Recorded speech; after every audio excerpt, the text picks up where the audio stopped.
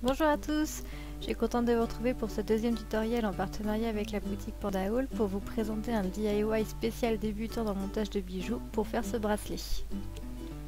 Donc une fois de plus, la plupart du matériel m'a été gentiment offert par Panda Haul. Et voici ce qu'on a besoin pour réaliser le bracelet. Donc une petite chaîne, une chaîne un peu plus large, des anneaux, un mousqueton pour faire le fermoir, une tige avec un bout plat et différentes perles. Vous allez également avoir besoin de pince à bijoux, donc idéalement une pince plate peut suffire. Moi je préfère utiliser également une pince à bourron. Et si vous n'utilisez qu'une pince plate, il faut s'assurer que vous avez une partie coupante, sinon vous allez avoir besoin également d'une pince coupante. Pour les perles, j'ai choisi de prendre une petite fleur en laiton, 2 perles d'espacement couleur argentée, 2 toupies bleues et 2 perles rondes bleues. On va commencer par faire la breloque à l'aide de la tige.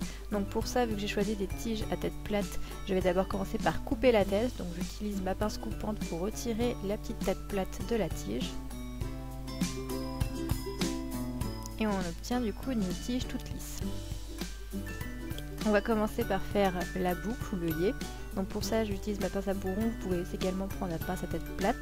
Donc on fait un mouvement de retour, de torsion du poignet pour obtenir une boucle. Ensuite je replace ma pince dans la boucle et je fais un petit mouvement arrière pour avoir vraiment une belle forme d'œillet. Je retourne ma tige pour tenir la pince et j'y insère mes perles.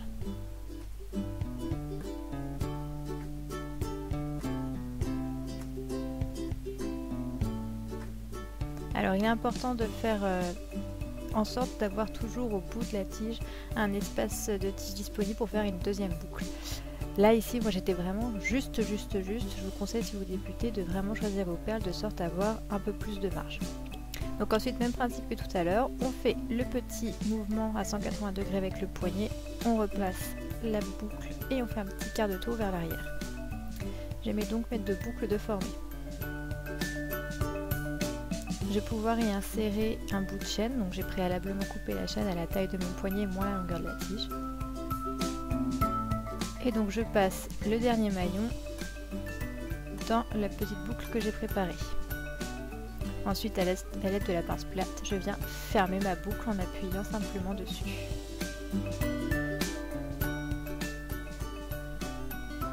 Voilà, la première partie est mise. Donc ensuite je pousse bien les perles au maximum vers la boucle. Et je fais la même chose de l'autre côté.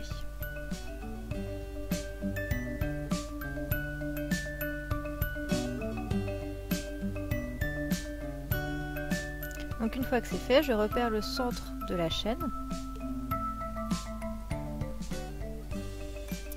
Et à l'aide de la pince coupante, je viens couper la chaînette. C'est la localisation du fermoir. Vérifiez que vous avez bien à peu près la taille de votre poignet. Donc pour le fermoir, ici j'ai choisi de monter un mousqueton. Donc on va utiliser des anneaux pour cela. Alors pour ouvrir un anneau, on fait un mouvement qui va de la pince droite qui va vers soi, si vous êtes droitière évidemment, mais surtout pas sur les côtés. Donc c'est vraiment un mouvement avant-arrière. On y place un petit bout de chaîne, le fermoir mousqueton. Et on referme l'anneau toujours avec ce mouvement qui va donc du coup se refermer vers l'intérieur. On fait en sorte que les 2 morceaux de l'anneau soient vraiment bien en face. Voilà, le mousqueton est posé.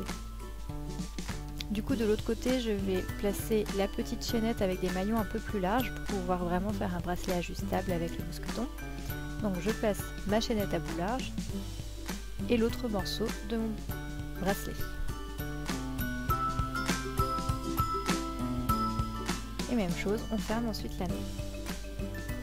À l'extrémité de la chaînette d'extension, vous pouvez rajouter n'importe quoi pour faire une finition un peu plus jolie, des petites gouttes, un petit pompon, enfin vraiment ce qui vous plaira.